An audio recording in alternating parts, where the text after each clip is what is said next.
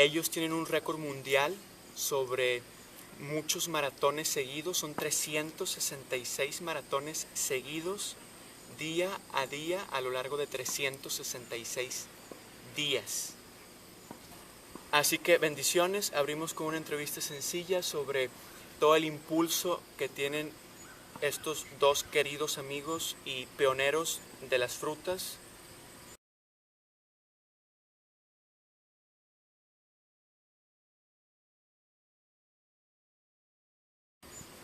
Well, with the run around Australia, that came into being as an idea because we had 13 years before, we were already felt as if we had a healthy lifestyle, but I had a diagnosis of cancer, and that was a real wake-up call that there was more to helping yourself be healthy, and so from that we made a lot of different conscious lifestyle choices, including the food we eat and the exercise that we do, and right through to how we think and our actions throughout the day. So in looking at that, we started to think that it was better to be completely vegan. That's not having any animal products in our diet, because for one, they're not healthy for us, and for two, they're certainly not healthy for the animals, and we love animals, so we make that connection between eating meat as actually eating animals, and when you think of it that way, it gives you a different perspective. So we took animal products completely out of our diet, and then with the diagnosis of cancer, I was only given 6 months to live at that time, and I was offered various treatments, but I really wanted to, I didn't want to die in 6 months, and so what do you know? So we started looking into other ways that could help the body to heal itself, and the short story is that within that 6 months I was completely clear of cancer. So with that experience, it's such a life-changing experience that we wanted to share that information with as many people as possible. So we opened up a wellness center. At the time we were in Canada, and we shared as much as we could, and during that process of looking to what I needed to do for the body was to have 100% the best and most nutrients from the food I was eating. And so to do that, if you don't cook the food, then you're getting all the nutrients from the food. And so that's why we went completely 100% raw and into just fruits and vegetables. No extra supplements. We just get everything, all our nutrients from the food. And having as much as you can possibly have, eating it in abundance. But for me, in the healing process, I was also juicing to get more of it, so that to help the body to rejuvenate, which it did. And so here we are 13 years, almost 14 years later. And that was in 2000 then? Yes. 2001. Yes, pretty much. So there's more to the story, but shooting forward to what we did last year, when we moved to Australia, we were at a point where we really wanted to share our experiences and the knowledge that we had gained from living a conscious lifestyle to as many people as we possibly could for as long as we could, to bring that really positive message out there. And so we decided that if we spent a year running around the continent, then people are going to take notice, and they're going to start asking, well, how can you do that? And when they find out that we're doing it on raw, plant-based diet, where do you get your protein? Yes, they want to know more. And so really the idea was to show by example what is possible. And even though what we did was considered extreme. We know that anything even beyond that, it's unlimited what the possibilities are for the human body and the human mind to take you wherever you want to go, so long as you're making those wonderful conscious lifestyle choices. So that's where the run came in. Well, blessings.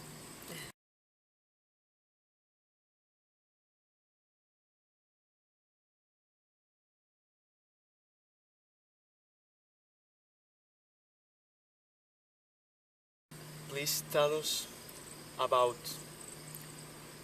your books, your experience telling other people your own path.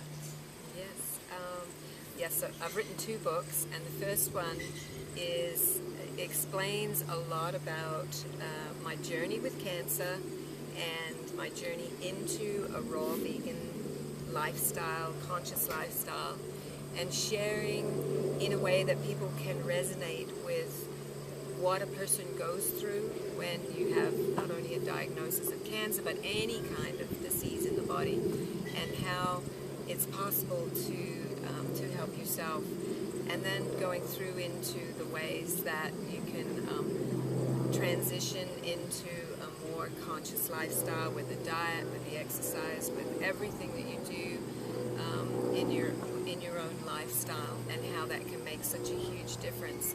So that one is called Raw Can Cure Cancer, and it really, you can change that last word, cancer, to any word at all, because it can, and it's not just about the raw food, it's the raw courage of believing in yourself and believing in your body's innate capability of taking care of you, and also the raw standing for being in a more natural state.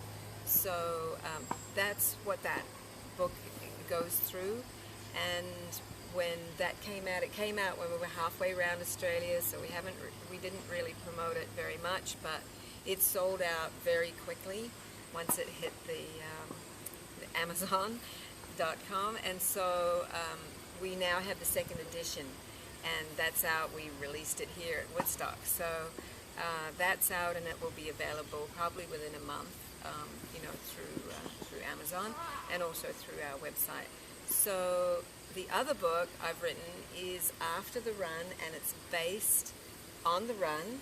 So every single day there's an account of how far we ran, where we went, what we encountered, what we thought, what our food was, all those different things. And it's interesting because as it goes through things, you can see the change in the different different ways of how it came from being more of a physical challenge to a mental challenge. And so that's in the book. There's also a lot of information about the reason why we did it, how we want to bring that positive message to as many people as possible, and not only for our own health, the health of human beings, but the environment and the animals, and the overall conscious lifestyle that will make a difference to how we survive as human beings. And also it has images from the run, some colored pictures, and some black and whites, and some recipes at the back. So recipes from the road, and how we were able to make really delicious recipes out of just maybe 3 ingredients sometimes, and how we were able to run a marathon every single day for 366 days on raw fruit and vegetables. Blessings. Oh, and sorry, it's called Running Out of Time. Running out of time. Corriendo fuera de tiempo.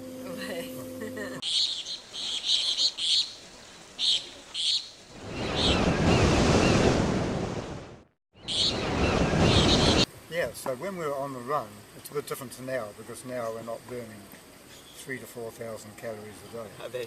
But on the run we were burning at least 4,000 calories a day. Our main staple diet was really bananas, you have to say that, because bananas are so easy to digest. Each little banana is about 100 calories. So if you have 30 bananas, that sounds like a lot, there's 3,000 calories. And we were burning more than that every day. So. Yeah, yes. Yeah. I said 4,000 we were burning at least. Yeah. So the other things we ate, just roughly, we had lots of oranges, lots of apples, lots of pineapples, peaches, mangoes. Grapes, you said? Grapes, yeah, grapes are good because they're just so juicy and so easy to digest, full of sugar. And we're running on sugar really, that's the main thing we need. And then at the end of the day, often we would have an avocado, and maybe some olives or some dried tomatoes, just a few. And then usually finish the day with a large salad. Lots of greens. Yeah, with lots of greens and tomatoes and that sort of thing. But the way we had our food was really, before we started each morning, at 4 o'clock we would get up in the morning, 4 a.m. We'd make a large smoothie out of bananas and grapefruit. Grapefruit seems to be a good thing first thing in the morning. So we'd make a grapefruit and banana smoothie and we'd drink that before we left. In the beginning we were walking down the road with bananas and grapefruit. It wasn't that easy. So we decided to have it before we left. And it goes into your stomach really easy and quickly and then into your bloodstream. Then after about 4 or 5 miles, speaking miles, kilometers. Oh, okay. So after 8 or 10 kilometres, we would stop and we had some more bananas just because they were easy. Our vehicle would catch up with us and they'd pass us a few bananas. That was just a quick stop. The next stop, about another 8 kilometres further on, we'd have a big green smoothie. That was our chance to get some good greens for the day, and more bananas and any other fruit that was lying around. Maybe mango. a mango. Yeah, whatever was mangoes. available. Because we had, coming up the East Coast, there was a plentiful tropical fruits. It was summertime, so we just were really on fruits. Mm-hmm. And then as we went around, it got more sparse, so we had to adapt. Yeah, but the typical day up the East Coast, and that was that. And then we do another 8K, and then usually we might have a large meal of oranges. Oranges seem to be good at the end of almost the end of the day. Yeah, so we could have anything up to 10 oranges, and our crew would cut them up for us so we could eat them nice and quickly.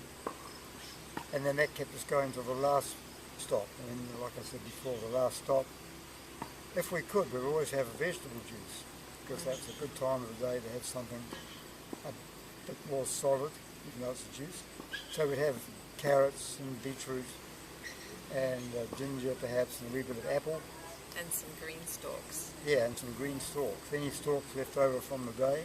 From making smoothies. Yeah, and maybe some celery, that sort of thing. And that was it. And then we had our large salad at the end of the day, and that was it. So it's low fat, yes. raw vegan, Yes. or high carbohydrate, That's Yes. right. raw vegan diet. Yes. Exactly. Yeah. Yeah. So And- sugar is good for health. Yeah. Sugar is good for Fruit sugar, natural athletic sugar. performance. Yeah. Sugar is Yeah. natural sugar. That's right, yes. And we always knew if we were having enough, because if we weren't having enough, our weight would start to go down a bit. And we had some scales. Every day we'd weigh ourselves, same time of the day, to see what was happening. And for the first 3 months we did lose a little bit of weight, actually quite a bit of weight. It didn't worry us at all, we just looked a little thin, but we felt really good. And then after that we maybe increased a little bit more protein, maybe some more nuts, seeds, that sort of thing. And then we found in the last 3 months we were actually putting on weight. So even though we were running still a marathon every day, we were able to put on weight. And I can tell you, quite honestly, that the last 50 marathons were much easier Yes. than the first 50. Yes. Yeah, because the first 50, I think we were still training, getting used Because to the idea. it's never been done Yeah. like that before, so we didn't really know how it was going to go, and The last ones we're were like a ripe mango, ready to eat. Really. Yes. And plus we could see the end in sight. The end was just there. as we were counting down.